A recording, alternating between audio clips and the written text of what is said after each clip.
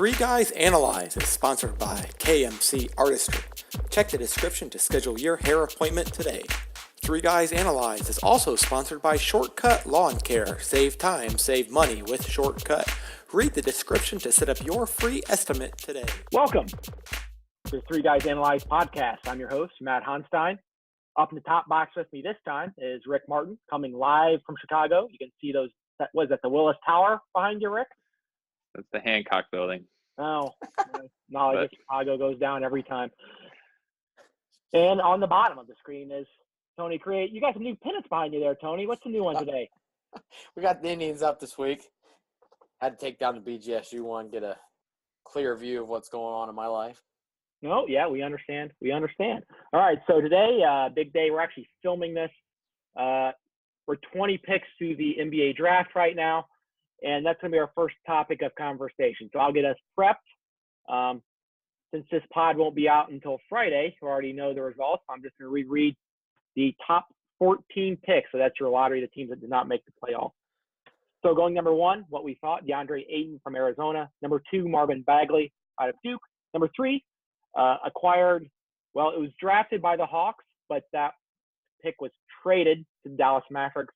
That's Luka Doncic. Number four to Memphis is Jaren Jackson Jr. from Michigan State.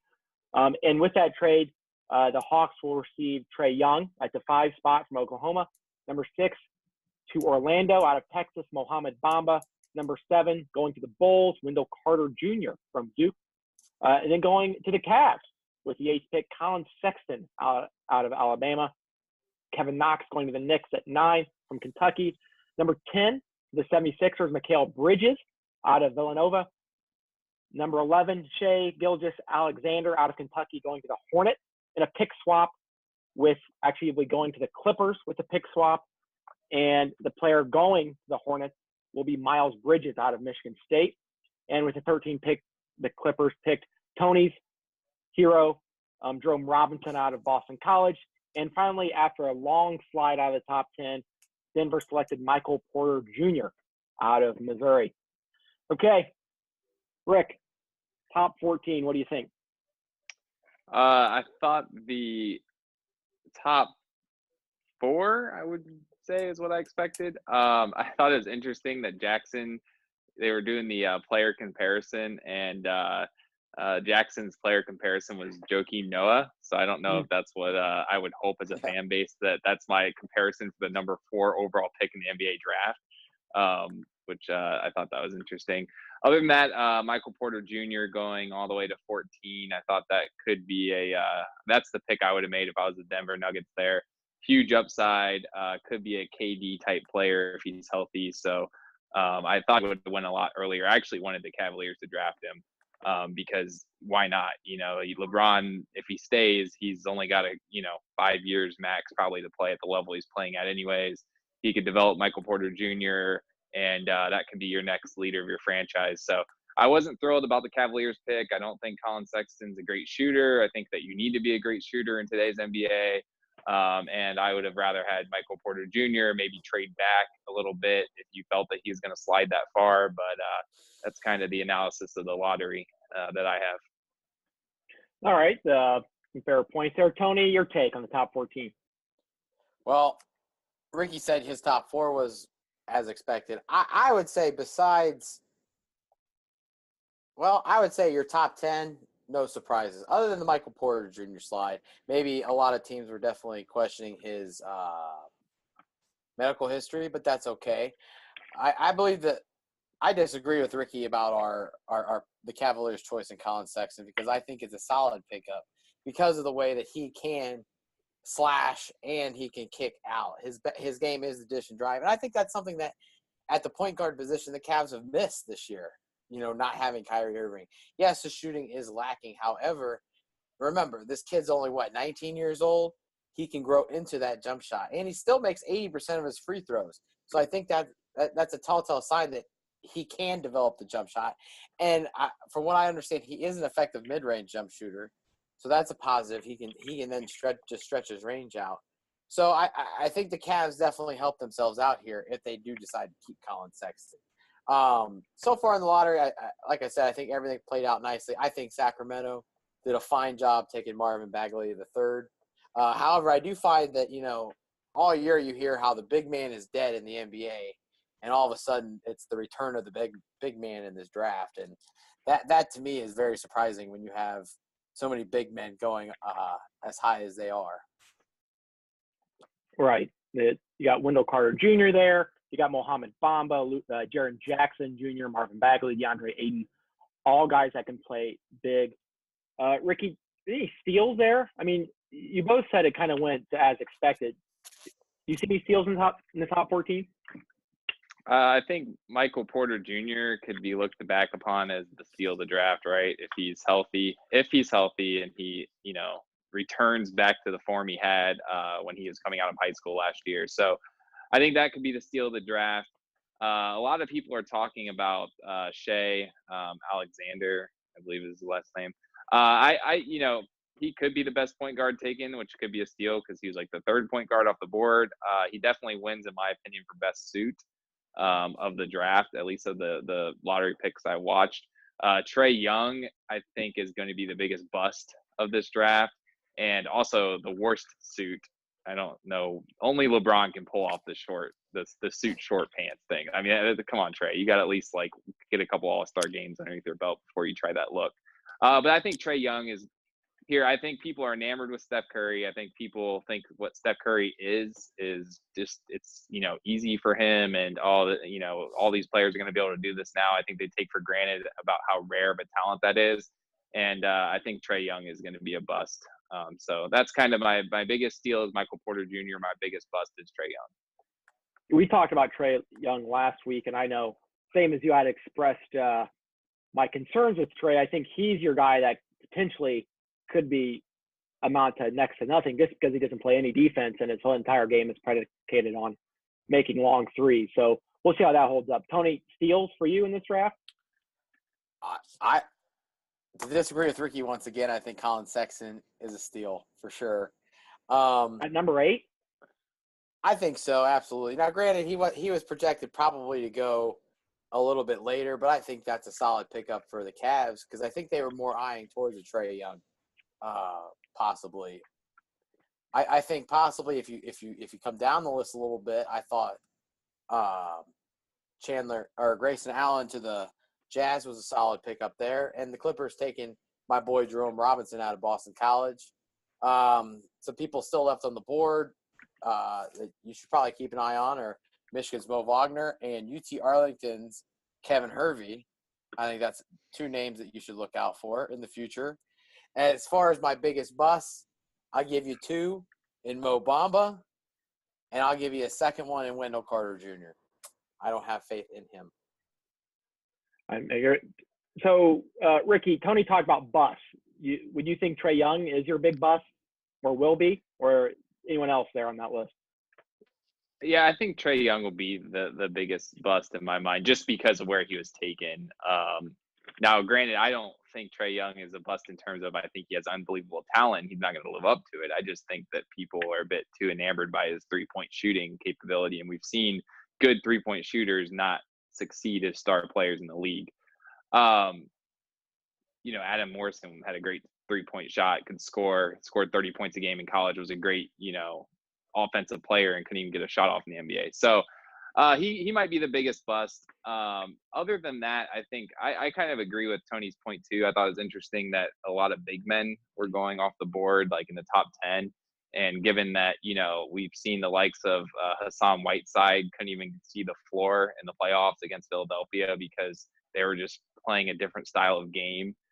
So I don't know if these teams, and I haven't watched enough tape to know if these teams think these big men are going to be more like Clint Capella, where they're super athletic and they can defend pick and rolls and become, decent defenders in the ISO against a guard or a small forward.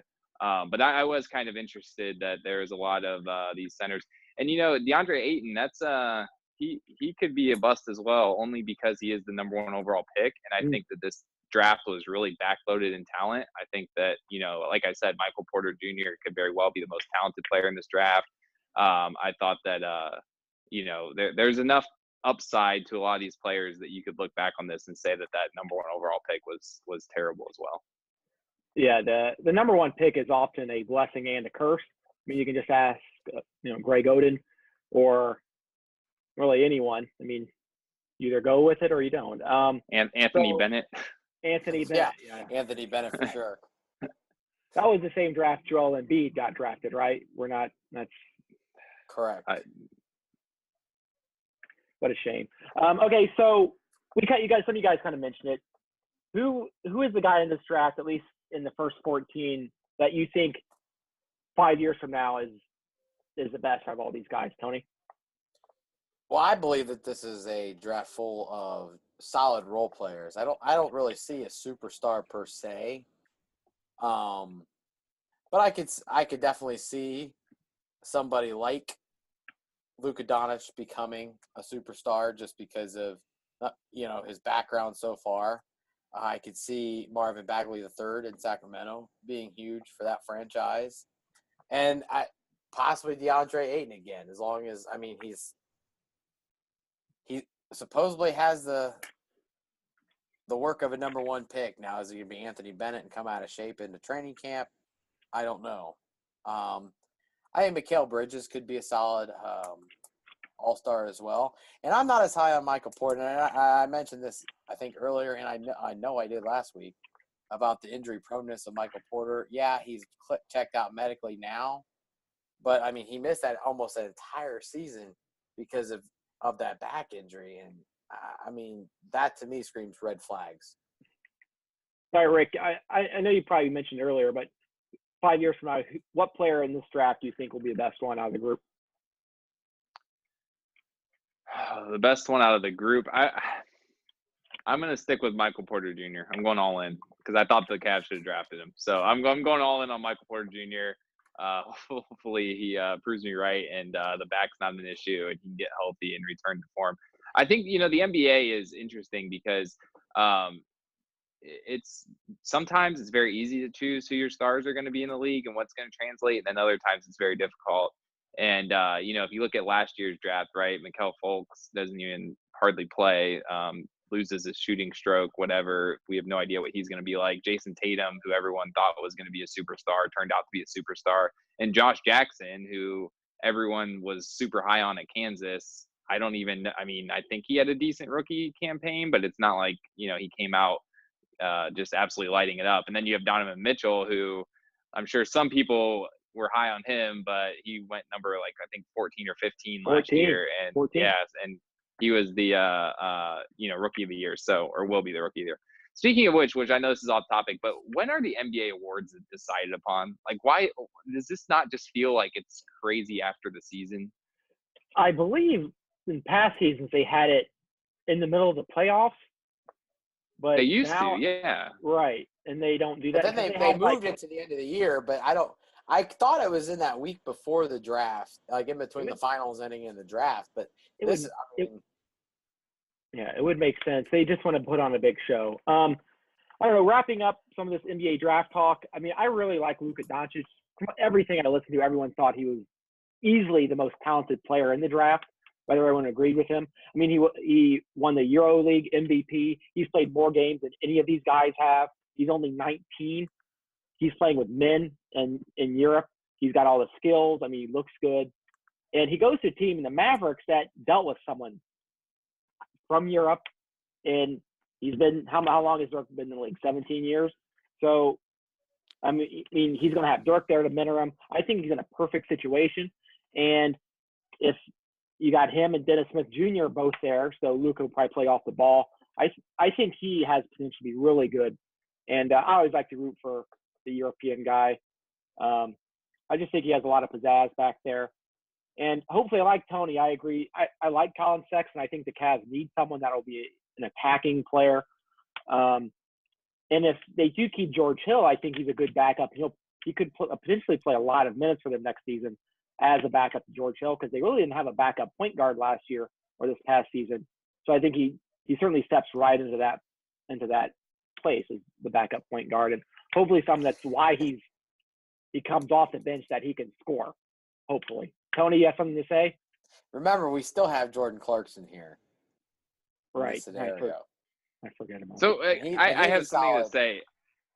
what Colin Sexton wasn't even like in the top 100 players coming out of high school literally a year ago. Like, I don't He was. understand what makes you guys think that Colin Sexton is like the end all be all safe pick of the draft. I mean, Go watch his highlights against Minnesota when he was one of 3 guys on that court. You go look at those highlights where he goes off for 40. You tell me he's not deserving. He was co-MVP of the SEC. And he almost single-handedly beat Minnesota that day. well, the SEC is not the basketball conference I would really compare myself to. I mean, he single-handedly brought that Alabama squad not only to the tournament, but a tournament win. So what's Colin Sexton's ceiling? Like, what Russell Westbrook, is that who you want him to be? I mean, what's your hope here? I mean, if he could be Patrick Beverly, that'd be fantastic, I think. Someone in that mold, an attacking player that can defend. And that's what we desperately need in Cleveland, is a defender, first and foremost. All right, next topic. The LeBron watch, as we've seen at the end of his stay in Miami, at the end of his stay in Cleveland during the first run, we're very concerned with what LeBron is doing, what he's up to, what teams he's talked to. So far, the only information we have is he is on vacation. All right, next topic. The Kawhi watch. So the only real news we have about Kawhi Leonard is that the Lakers have tried to talk to San Antonio about acquiring Kawhi, and the Spurs shut that down. So I don't know if they offered some sort of trade or if they just wanted to talk to him, but they shut it down. They turned down Magic Johnson and Rob Pelinka. So we'll see what's next for the Spurs. Tony, can the Cavs get Kawhi? They could. First, it all depends on LeBron staying, but I think they could come up with a solid package of our George Hill, Cedi Osman, the number 8 pick, which is now Colin Sexton, and throw in maybe somebody else, another expired contract, and possibly we get this deal done. Maybe even a draft pick from 2020, even if we have that pick still. I don't know if we do or not, but I mean that's a big package, I know. But I mean that's just an idea, a baseline of get Kawhi, because we need a second superstar, or even a third superstar for counting Kevin Love as a superstar, because we need help. But you can't make any moves again until LeBron comes up with his ideas, and that doesn't come until next Friday, where he can either opt in or opt out. All right, Rick. What teams do you think want Kawhi, or what teams do you think Kawhi should go to? So, assuming that we are assuming here Kawhi is going to return back to his MVP form that he had in 2017, but I think that what makes the most sense from a team that can challenge the Golden State Warriors would be for him to go to Boston. I think if I was Boston, I would put together a package that I have with some of my So I think the most logical trade for Kawhi to Boston would be to put up Gordon Hayward and one of your future first-round picks that you have, because I think they have a couple still future first-round picks that they got, and go at it with your starting 5 is now Kyrie, Jason Tatum at the 2, maybe the 3, Kawhi at the 3, and then you can play Jaylen Brown and Al Horford. I mean, that starting 5 is pretty that would be a good challenge to Golden State in my mind. I think other than that, if he wants to go somewhere, I think Philadelphia, they've got the 10th pick they just took that they could offer up, and they've got some picks next year as well. So I think Philadelphia or Boston makes the most sense in the East if you want to put together a team that can challenge Golden State. Tony, there was some talk recently about Paul George, Kawhi, and LeBron all going to LA. What kind of percent do you put behind that sort of occurrence? I'll give it 5%, just because Ricky, what do you think? Would you have to do like a sign and trade with LeBron? I don't know cap space wise how that works.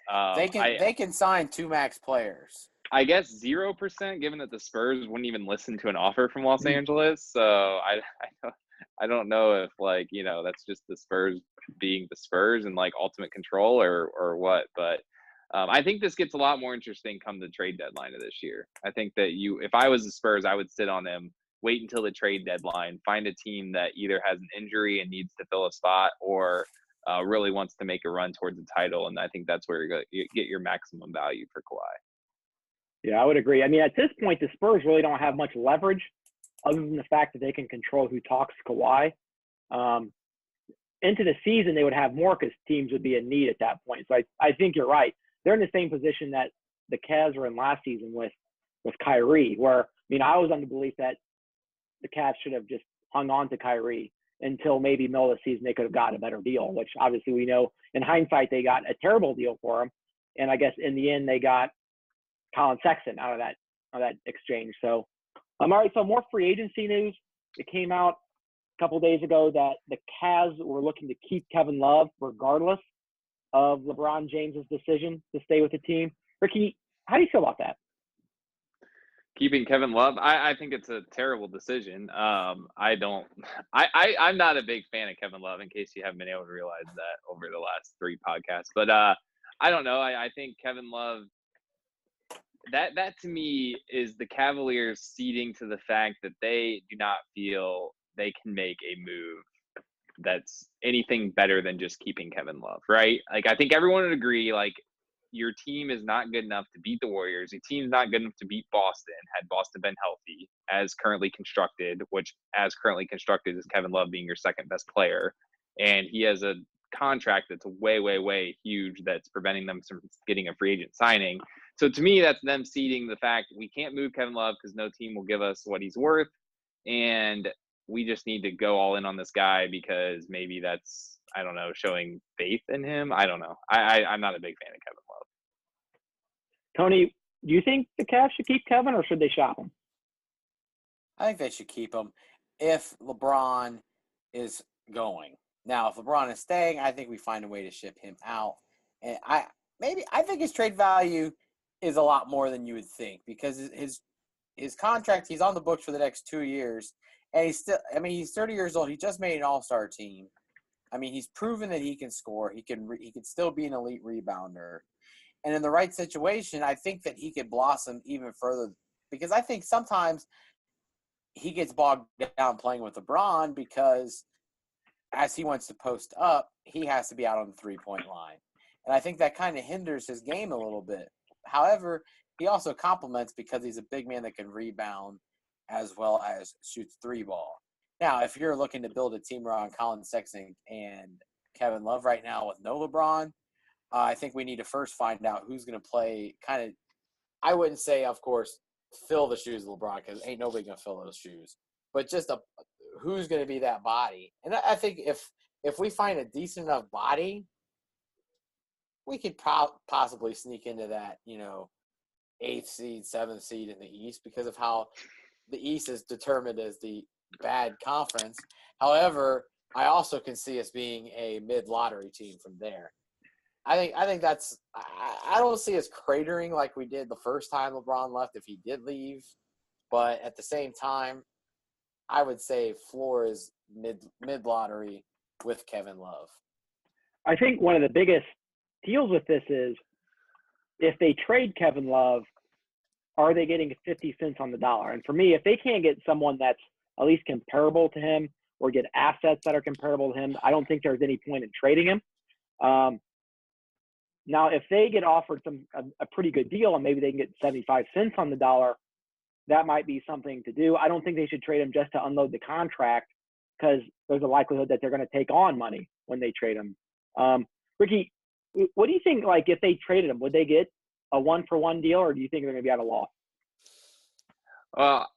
I think, in my opinion, the only way the trade would make sense for another team, and again, this is framed through the lens that I don't think Kevin Love's that good. So I think the only way that you do this is almost like what the Lakers are trying to do with Luol Deng, right? So Luol Deng is like going to make $18 million or something next year. The Lakers want to free up cap room so they can do this whole 2 max player deal that Tony was talking about earlier. So they basically are saying, okay, team X, I'll give you a really good asset, i.e. my first round pick I have for whatever team next year, and Luol Deng, because you're going to eat Luol Deng's contract. And then you give me nothing back, or you give me some, mid-level veteran contract back that's like a couple $1 million a year. I think the Cavaliers have to be in the same boat, right? You would say, and I was hoping they'd get this done before draft night. Now maybe you use Colin Sexton as this piece to the puzzle, but you say, I'm going to give you the number 8 pick this year, Colin Sexton, and Kevin Love, and all I want back is like a second-round pick or whatever, if I need a player, whatever your minimum guy is, right? And so then you free up the cap space to bring in a Paul George or, DeMarcus Cousins or somebody that can sit there with LeBron and be that next guy. So I think that's their best bet, is to just dump his contract and try to sign someone through free agency, because I think you're right. You're not going to get anything close to his value if you just try to trade him for another player. Right. You brought up Luol Deng. One of the draft trades I was talking about earlier in the day was Memphis was trying to do the same exact thing with their number 4 pick, but they were trying to unload Chandler Parsons, who is due to get paid like $25 million next year, and he barely played last season, battling knee injuries. So, I mean, that's something teams do a lot, is trading players to just dump the salary and just taking picks back that won't show up on their books. The only other story to come out was that Chris Paul has decided he's going to stay with the Rockets. We don't know for how much. I think he has a player option he could pick up, or he just might sign with them. But he's going to come back, and he's going to be actively recruiting LeBron. Rick, what do you think about Chris Paul staying with the Rockets? So I think it puts a giant negative in my scenario of LeBron going to Houston, because, so this team as constructed was basically a Chris Paul injury away from beating the Warriors and winning an NBA title next year. So I think from Houston's standpoint, if you just rest Chris Paul through the season, make him play 60, 55 games, whatever it is, hope he's healthy for the playoffs, and make another run at Golden State, I think that's your best hope. I think signing LeBron, Chris Paul, so I think the best Houston team with LeBron is take Chris Paul out of the equation, put LeBron in his place, and keep Capella, because I think Capella offers too much versatility and defense on that side of the ball. And with Chris Paul staying, they're not going to have enough cap space to keep both Capella and LeBron. And I think that you can't – I mean, obviously you'd take LeBron over Capella, but I don't think that team's as good as a Harden, LeBron, Capella core versus a Harden, Paul, LeBron core. I don't think it works. So I think that if anyone's going to get LeBron to come to our team, I think Chris Paul would be one of those guys. Remember, he is a member of that banana boat posse, along with Dwayne Wade. And if you remember, LeBron got Chris Bosh to take a lot less money than what he was probably due, along with Dwayne Wade. So there's possibilities that, maybe Paul would take less, or LeBron could take less. I mean, that's always possible. But, I would doubt at this point LeBron is worth much more than the $30 million that he could make per season. So, we'll see. LeBron said he's not taking a discount. Well, there's your answer. Mr. Tony, you know the answer. Apparently. I just remember – I remember them saying that on Get It Up. So – Get Up, not Get It Up. That's another. No. That's on a pay cable probably station, I would assume. Yes. All right. So exiting the NBA conversation for right now. Big thing came out today in the NFL. Jameis Winston was suspended 3 games from an incident that occurred during an Uber ride he had. Apparently, I'm paraphrasing this, but he reached forward into the driver's seat and grabbed a woman's crotch. Shockingly enough, he still probably can be elected president, but we'll have to wait until maybe he retires from the NFL. Tony, what do you think about Jameis getting suspended 3 games? One thing it points to is the random suspensions that the NFL gives out. He gets 3 games for this. Ezekiel Elliott got 6 last year. Tom Brady for supposedly deflating footballs got 4. I don't understand what the NFL is doing. I think a lot of this falls against Roger Goodell, who, like Bill Simmons, I vehemently hate. I think the word you're looking for there is vehemently, but that's what I said there. I'm not going to argue with you about my pronunciation of words. Thank you. Okay. Well, let's all just say too. We do agree he should be suspended, right? That was you can't just grab your Uber driver. So we're just arguing the amount of games the NFL is arbitrarily seemingly to I think sign these different. I've heard after an things. appeal it could be only 1 game as well. I mean, it's possible. I mean, everyone appeals. It's just I don't know if it's been taken. I don't know if she's pressing charges. I don't know what's happening with that. But I mean, Isn't this a contract year for him too? It is. It is his contract year. I think this is the last year of his rookie contract. So did they decline the 5th-year option or pick it up? Okay, so I'm reading here that Jameis Winston did pick up, or the team picked up his 5th-year option. He's set to make about $21 million next season.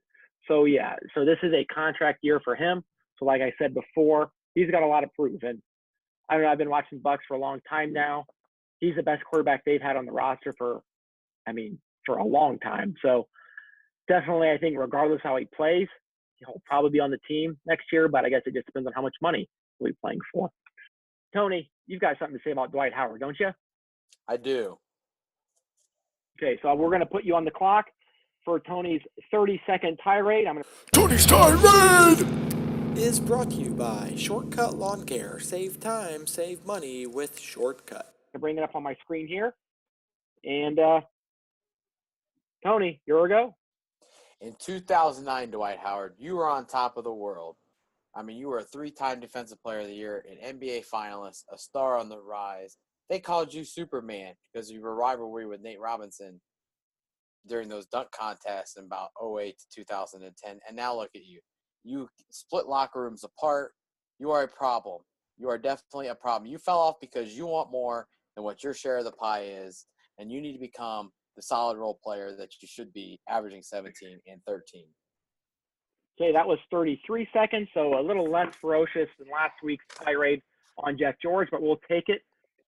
Can we, for the casual sports fan here, the context with this is Dwight Howard was traded to the Brooklyn Nets, who are then going to buy out his contract. Right, so we saved this for this just to have some context. Right, so Dwight Howard was traded from the Charlotte Hornets to the New Jersey Nets, or the Brooklyn Nets. Oh, that's how relevant they are. To the Brooklyn Nets, basically to like unload salary. So the Charlotte Hornets, they received Timothy Mozgov, who's on a real great contract that the Lakers felt like they needed to sign him to, and two future second round picks. So Dwight Howard, you are worth Timothy Mozgov and 2 future second round picks. That is what your life has come to after winning what? Did he win like an MVP one year? He's won three Defensive Players of the Year, and he was an 8-time All-NBA player. Right. Ricky, would you want Dwight Howard on your team? No. As Tony said in 2009, I would have wanted him on my team because he beat our beloved Cavaliers, him and Rashard Lewis and the stupid Jameer Nelson guy. Tito Turco. No, yeah, I forgot about that. I think that Dwight Howard's place in the game is probably gone, but I don't know. I had no idea he averaged 16 and 12 last year, to be quite honest with you. That was the quietest 16 and 12 I think I've ever seen someone average for an NBA season. Last week, we kind of previewed and talked about the U.S. Open. It wasn't great to watch, but there was one takeaway from the U.S. Open, and that was the double putt by Phil Mickelson. Ricky, what do you think of Phil Mickelson's double putt? I loved it. I wish that he would have double putt. So my move on the golf course when I'm really frustrated is I pick up the ball and I throw it in the air, and then I swing my putter like a baseball bat and I try to hit the ball, and sometimes I connect, and it's really satisfying. So he didn't go quite that far, but I did love that the whole golf world reacted as if he killed somebody. I mean, it was just it was insanity, the reaction to that. I could not believe it. But no, I thought it was awesome. Best moment of the weekend, in my opinion. Look, when sports athletes do things like this, they just make themselves seem more relatable, and that's kind of what we all want, right? We all want to be like, oh, I could shoot that 3 from 30 feet, or I could sink that 60-foot putt. So I think things like this really make it better. All right, so that's going to be our capper on our sports conversation. So let's get into pop culture.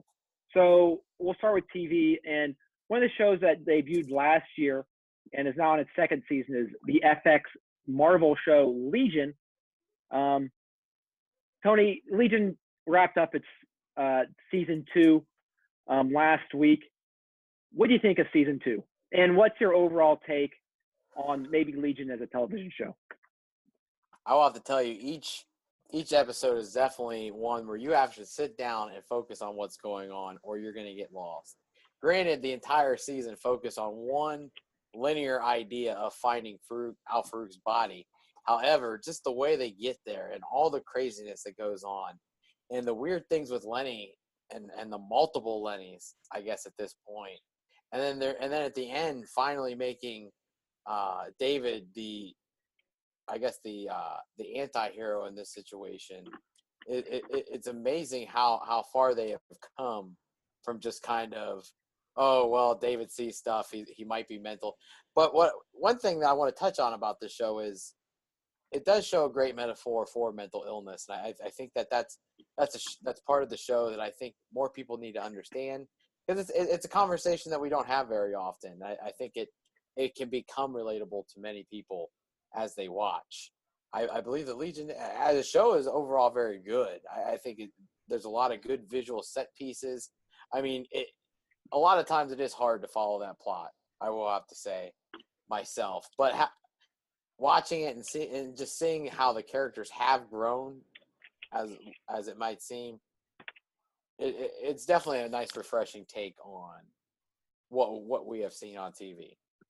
Right, and to preface this, it's based on a Marvel superhero who goes by the name of Legion, who happens to be Charles Xavier's son, adopted son, or what have you.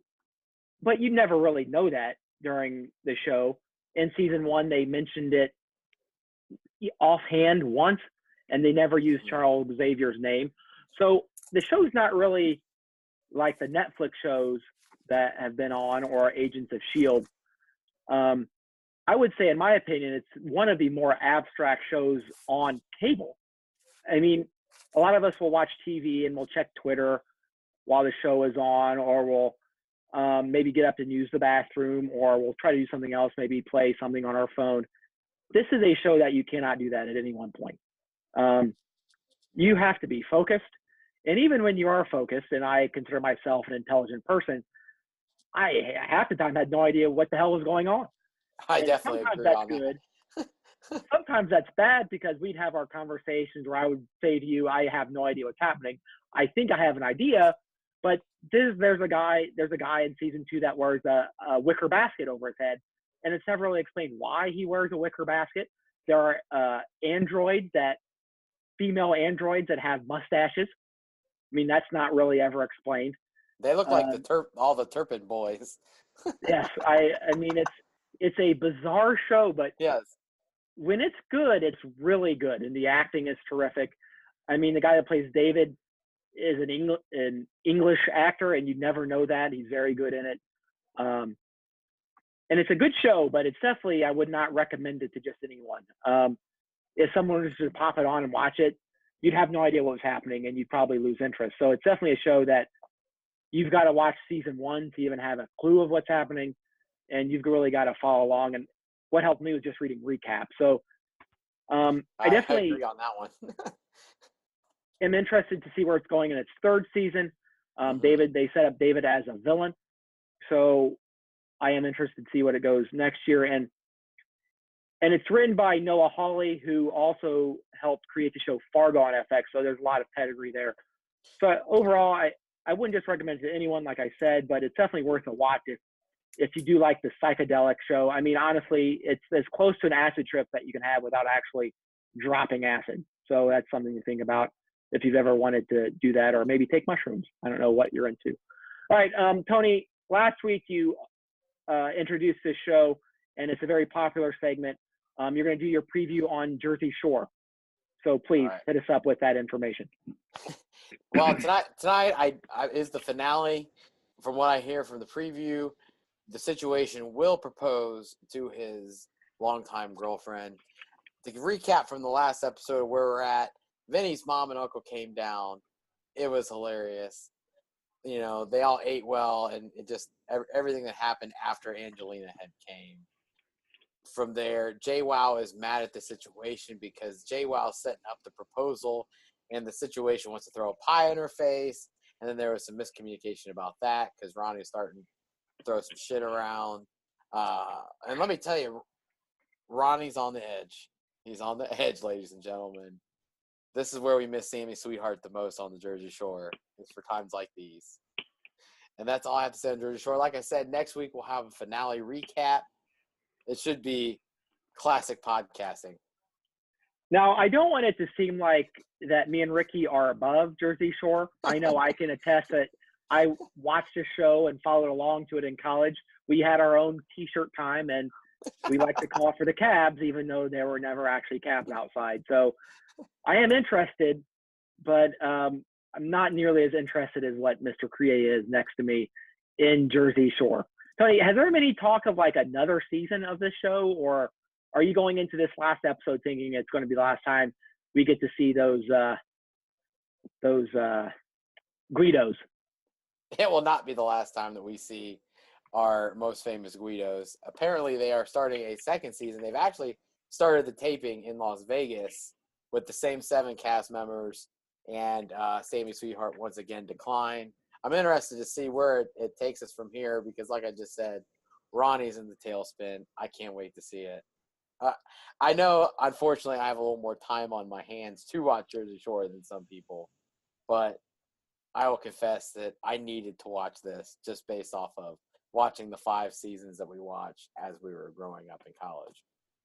All right. No, I understand that. I mean, Ricky? Is Pauly D on this show? Yeah, he is. The only one that's missing is Sammy Sweetheart. And how are we at the finale like already? I did you just like not explain to us we were almost done last week? I feel like we just No, I did not. It just started. No, it's okay. This is actually episode 13 coming up. Okay. So you've been watching this for a while. I had to binge watch like 4 episodes last week. I mean, I'm just saying. That's a lot. I'm sure a lot of cheap liquor got you through that one. Ooh, all right. A lot. So, okay, so it's time for the segment that me and Ricky have. It's our Westworld recap of episode 9. So, spoiler warning, if you have not watched episode 9 or have not watched this season. So, episode 9, Vanishing Point. It was the penultimate episode. And if you watch any HBO show, you know that episode 9 is usually the one where a lot of shit goes down, so to speak. All right, Ricky, let's start off just your overall take. You don't have to get into specifics just yet. Overall take on episode 9, Vanishing Point. So overall take, slightly disappointed. I think that if you get on Sunday on HBO, and if the runtime for episode 10 is anything less than 90 minutes, it's probably going to not wrap up all the loose points there are or loose ends there are in the series, because I think that there's a lot to be left to be explained. Episode 9, in my opinion, did not really move. It moved the plot forward, I'll say, incrementally. Right. But good story. It was a good story. William's backstory was good. It was good storytelling. It just didn't really do what I wanted it to do for the plot. Right. I understand what you're saying. It's kind of in a moment where, and we'll get into this, where the goal of the whole season is to get to the valley beyond. Now we know it's called the Forge. And it's kind of like taking its slow steps on getting there. But I think the show has done a lot of good work in providing backstory for certain characters. And kind of, especially in this past episode, and we'll get into it, the backstory of William, otherwise known as Man in Black. So I got a couple bullet points that we're going to go over from the episode 9 Vanishing Point. The first one is the really cool chat between Ford and Maeve. This obviously comes after Bernard kind of drops off Ford to Maeve while she's on the operating table. Ricky, what do you think of the chat between Ford and Maeve? I thought that was a really cool scene. I thought it was shot really well. I think it's interesting that in the course of maybe the last, really they've hit it hard the last 2 episodes. It's kind of been a subplot the entire season. But Dolores has went from being, I think, what everyone thought was your like hero and character that you were going to root for and that was going to unlock this whole thing and kind of win the show, quote unquote, that's really flipped. And I think Maeve has turned into that character. And, Dolores is referred to as the death bringer in episode 8. Now in episode 9, Ford comes in and basically says that Maeve was his favorite, and that he wanted her to get out more than any of them. So I thought it was a cool scene. Yeah, I really liked it because anytime you can see Anthony Hopkins is a treat. I mean, we've all seen Silence of the Lambs, so he kind of holds a special meaning for me. And he has such an essence that he gives off when he speaks. He has got that great accent. And he was speaking to Maeve, about her, like the host being his children, and it's so hard for him to see them die. And he kind of talked about how he was there to save her. So he kind of gave her the power to alter her code. So, and we'll get into this in the scenes for the next episode. Maeve is out of the lab and doing stuff. So obviously she gets out, but that whole scene about him talking about her as a child and his favorite host, I thought that was really interesting too. And I think definitely Maeve has become the hero of the story. Like you said, and Dolores kind of being the anti-hero at this point. And I think last year, Maeve didn't have a lot of work to do. She kind of towards the end of the season, she gained some steam, but I think definitely this season, she is the real leader in the pack. And Tandy Newton is a great actress, really done a lot with that role. All right, the next kind of scene that happened was Bernard and Elsie are driving, and Bernard ends up ditching both Ford from his mind, from his code, and ditches Elsie. So, Ricky, what do you think this means for Bernard as a character? I think it was kind of the show's way of telling us that Bernard has reached consciousness, that he is making decisions upon his own free will. I think that even Ford alludes to that when he's in his head and basically says, Bernard's like, why are you making, and I'm paraphrasing this entire thing, but Bernard's like, why are you making me do these things? And Ford basically says back to him, well, I'm not making you do anything. I'm merely suggesting what you do, what you ultimately, the actions you take are your own. And then we see a cool moment where Bernard finally deletes Ford from his head and decides to leave Elsie behind, which I think was a very human thing to do, to kind of protect her, and is heading off to the Valley Beyond. So I thought it was Bernard's kind of peak, I'll say, to the entire season of gaining this quote unquote consciousness and kind of making his own choices instead of having Ford lead him around and make them for him. So yeah, I think that's key, because if we think back to last season, Maeve, Ford had written her to leave Westworld, but she made the choice to get off the train and stay to find her daughter. And that's kind of where we thought Maeve had finally gained consciousness. And the same right, Bernard does the same thing, where he stops following Ford and he's like, I don't want you here anymore. I'm making this choice. And maybe that's where he actually gains consciousness. Now, in that same light, when we think of Dolores, is she conscious, or is she still following a path that Ford had written for? What do you think, Rick? I think that if we look back, I think maybe her point's going to be this episode as well, but when Teddy basically kills himself. And I think she was, she was conscious, but so driven to a particular goal that she thought she had to achieve that it seemed as if she really wasn't making the choices. But I think that's just when, we've all gotten into that point where you're so laser focused on something you believe in so much that you lose sight of everything else. So I think that she's been conscious since the last episode of season 1. I think that this scene with Teddy and losing Teddy and realizing the actions that she's done and the consequences of those actions, I think that's what will wake her up, quote unquote. Okay, so you brought it up. The scene with Teddy and Dolores, they're in their horses. They get close to the valley. They're not quite there. They stop at kind of like a barn that's in ill repair. And Teddy basically just lays it out to her and says, you've changed me. I don't like what I've become.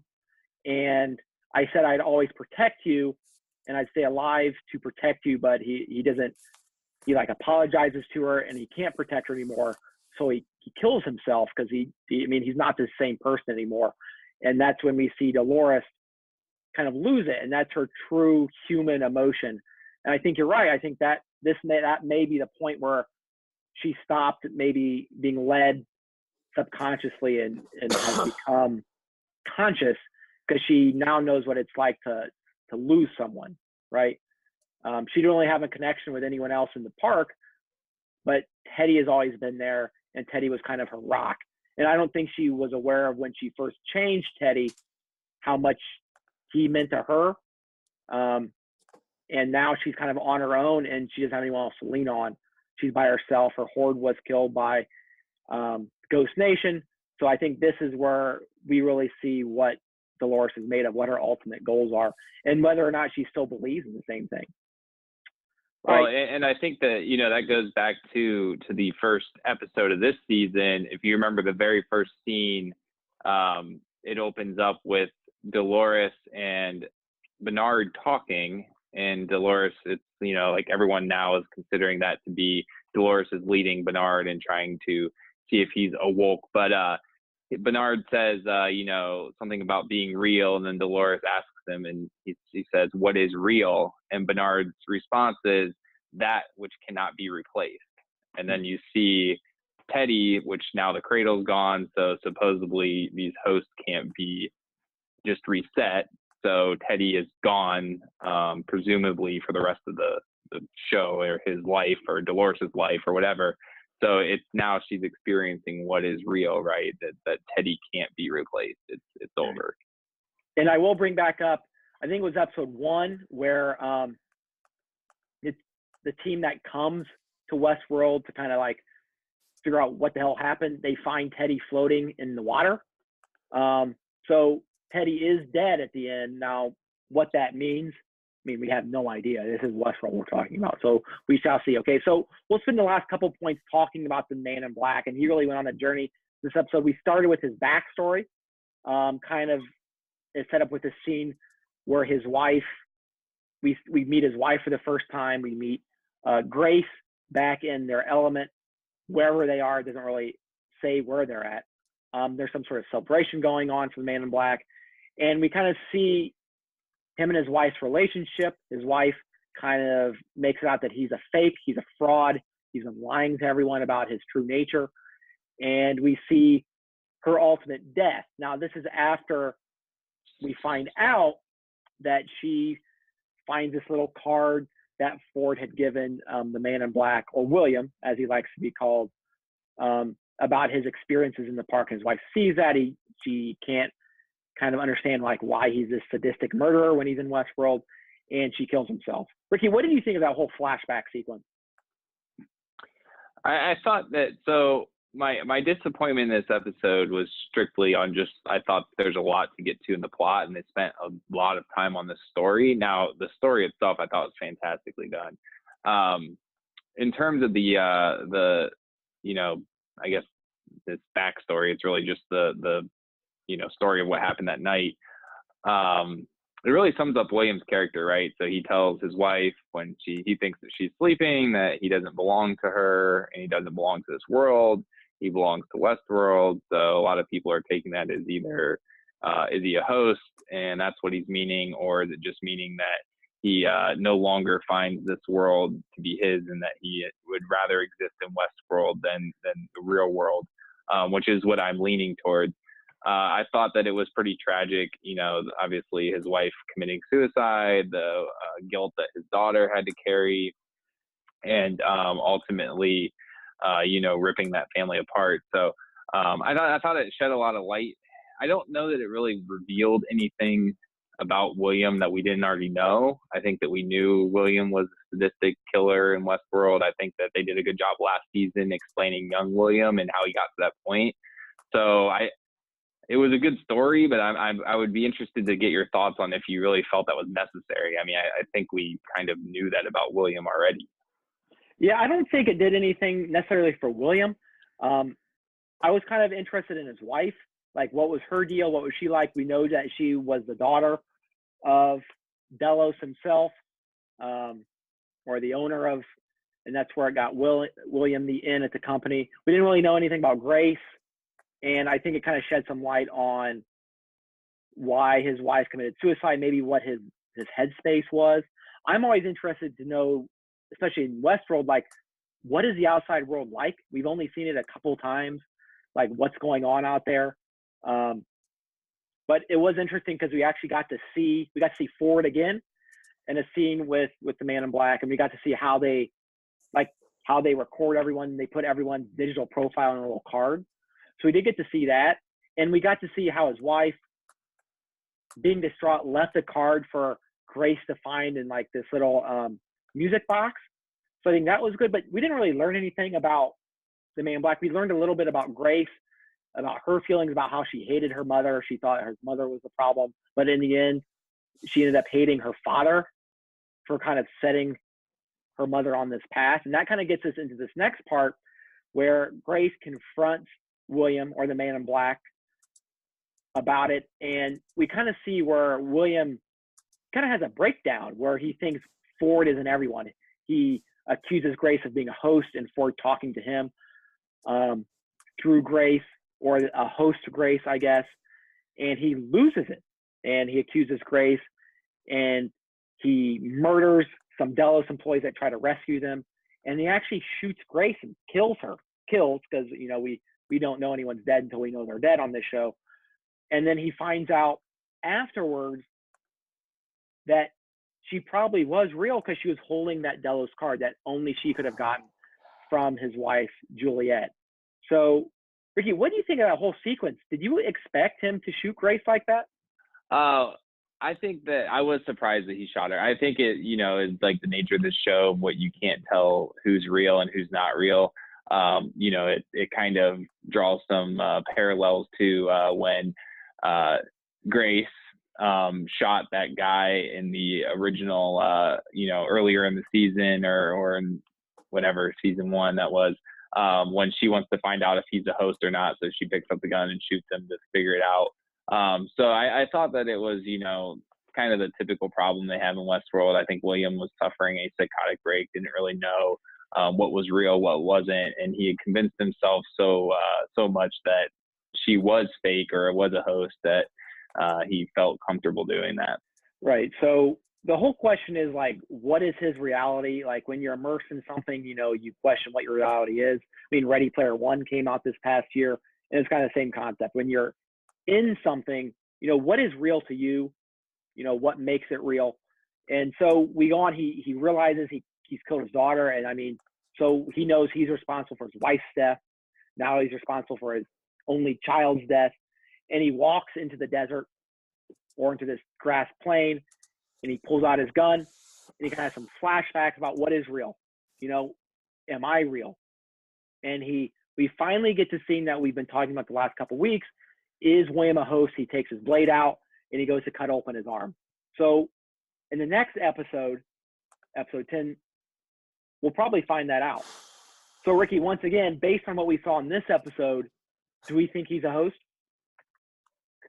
I think that for the show and for my own, you know, personal, what I want to happen is I hope he's not a host. I hope he's a human. I think if he's a host, that a lot of this just gets like explained away. You know, it's like, oh, well, he only shot her because like the pain almost isn't real. Right. Right. I think that's like, and that's almost like what I think Westworld struggles with a bit is this whole stakes.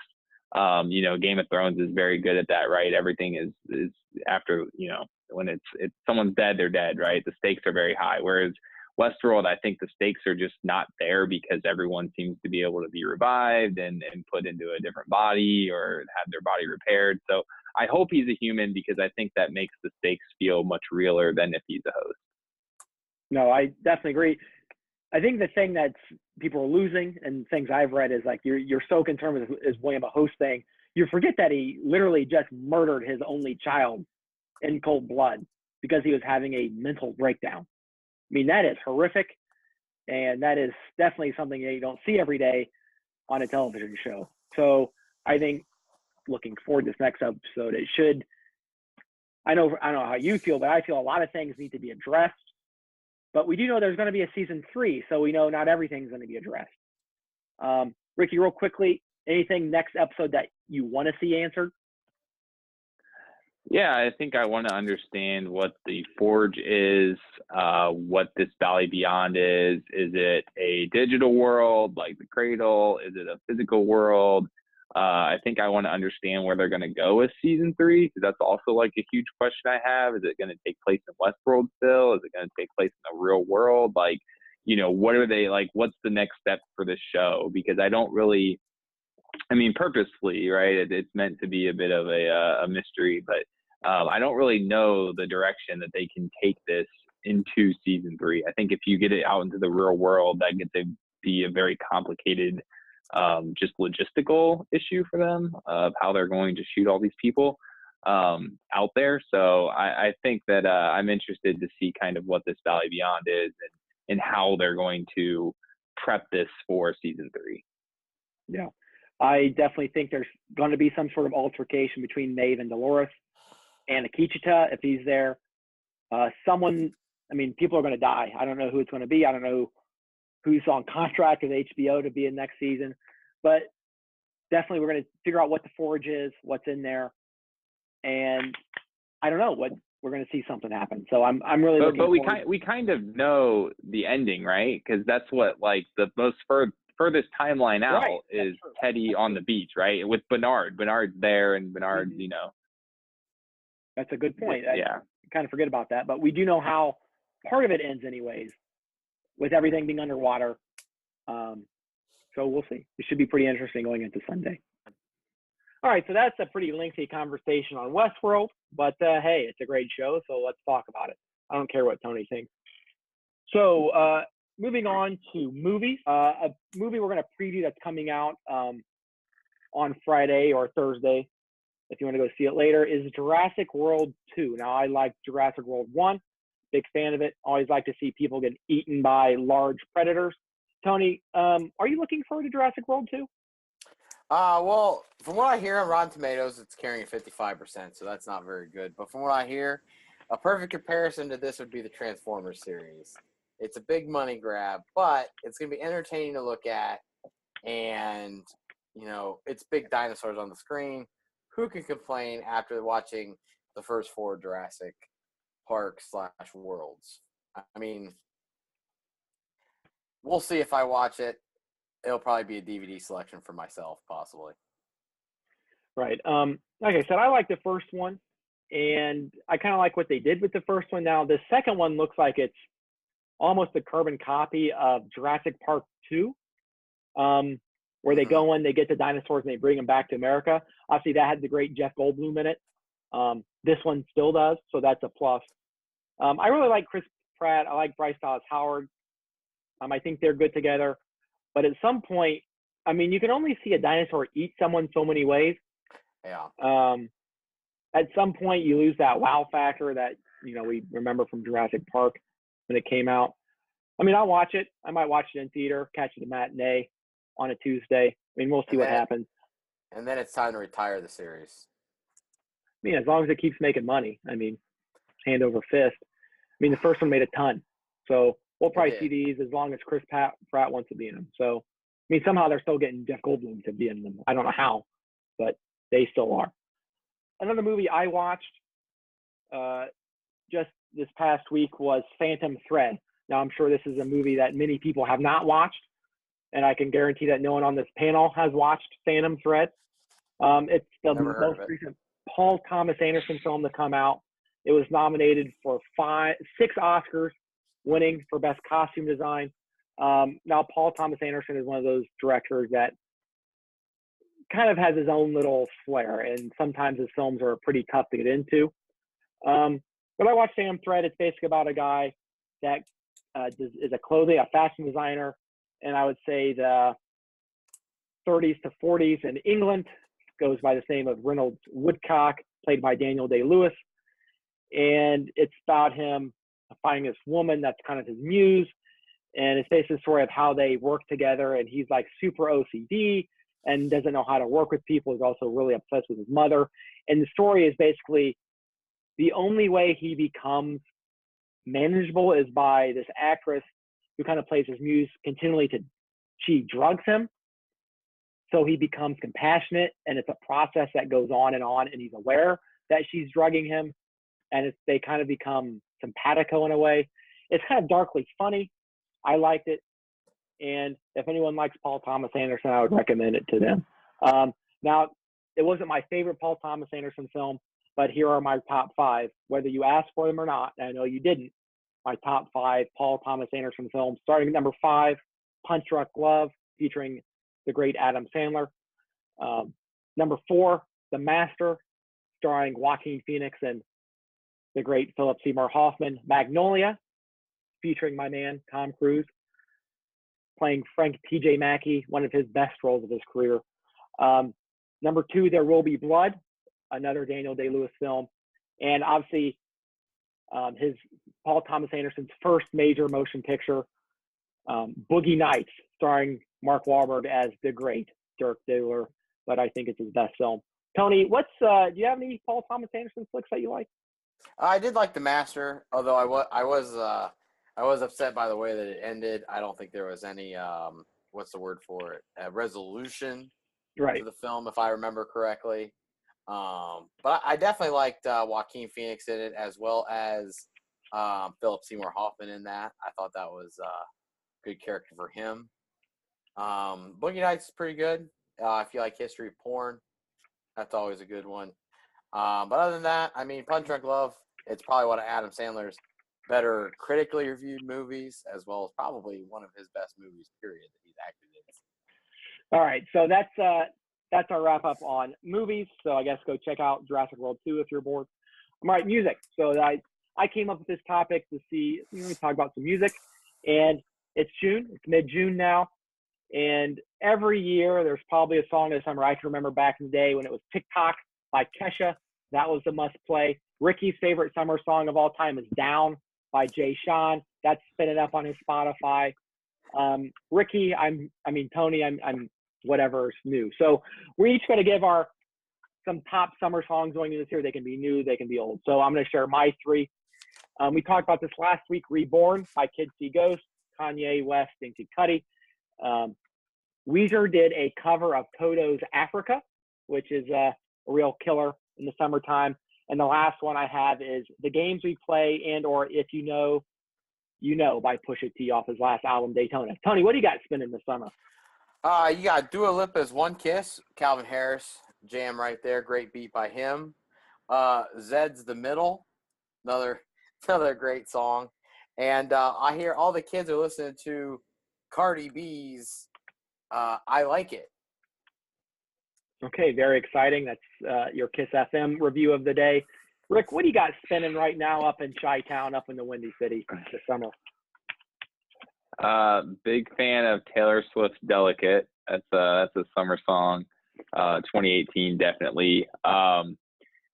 Little Dicky featuring Chris Brown, Freaky Friday. That definitely is that's a killer right there. Great song. Okay, Tony, I'm giving you my last spot here. Give me a bonus song of the summer. I'll give you Maroon 5 featuring Cardi B's Girls Like You. There we go. Okay, that's our summer music selection. We'll have our Spotify playlist up, and by that is a joke. We will not have a Spotify playlist. All right, so we'll end on our recommendations. And so, Tony, what's your recommendation going forward? Big League, the Big 3 League starts today on Fox and Fox Sports 1. They promise that every game will be live. Catch it. Okay, my recommendation is to go watch that Creed trailer. Creed 2 is out. Hey, Drago back. That's all I got to say about that. Ricky, what should we go out on for you? I hear I don't know. I got nothing. I told you this. I told you this in the pre-show. I got nothing. Here we go again. Just one thing. That's all you had to say. Was one thing. All right. Do you have something to recommend? No. Oh God. Very good. All right, so that's the podcast in Three Guys Analyze, featuring me, Once again. Matt Honstein, What am I supposed to do? the other top box. That's the great Rick Market, coming live from Chicago, Illinois. And on the bottom box, that's the great Antonio Crier. Salute. That's what I like to see. All right, you guys have a good day, and see you later. Three Guys Analyze is sponsored by KMC Artistry. Check the description to schedule your hair appointment today. Three Guys Analyze is also sponsored by Shortcut Lawn Care. Save time, save money with Shortcut. Read the description to set up your free estimate today.